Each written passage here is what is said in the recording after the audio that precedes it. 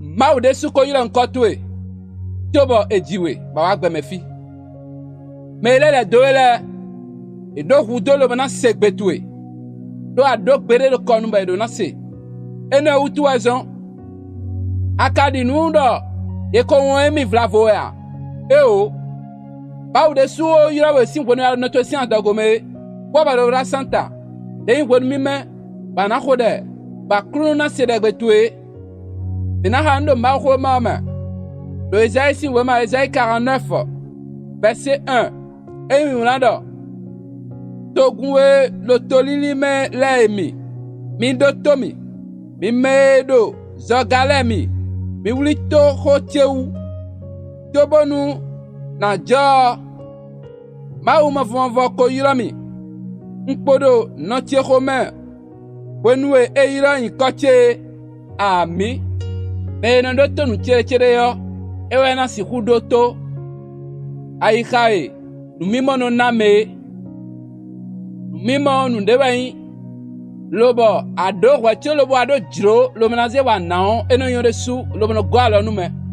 beto yin tuyo eno modo bwenwe ai hombe tegbe anodo nuwe mere mado nu kunton anu dagbe mon koton lewawe bo eno anodo inspiration mon koton lobo no nu temeteme blebe no pacha gbeto no e won tegbe linle do taglo me no dio ana modo nu wa to lesuna no gbonfo no na imede lobo no do to nu de suo ai mede ba amonu de kabi asende ano gbeje ponwe lobo na tun we yon de me lobo na tian sima numero le do to me le mero zogale na do to we yo ai gbeto pa ne adon de be gbonfo be je do kudo ton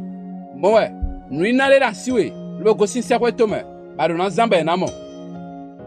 ma wero yowe ayin gbeto de o ma ko yiro ponu ton pole rene utuo gbeto de ayi ma donade do ditwe o mende buso sindo ala tena o nudo e kuma ji fiton we gro fiton de buso da chero ditwe a do ma ko su nkode we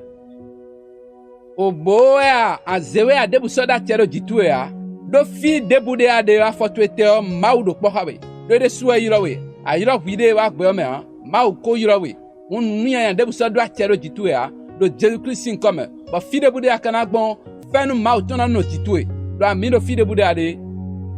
ti sekwe to me ko yiro nko to sin aso sin jayi a da ikuma ji fia do Jésus Christ sin comme do ami no dinu nu wele nko ton bo like bo partager ame yin wana le no ri se nu bo le nko ton lo bo tuna ma wa yiro mi kwin gbeto we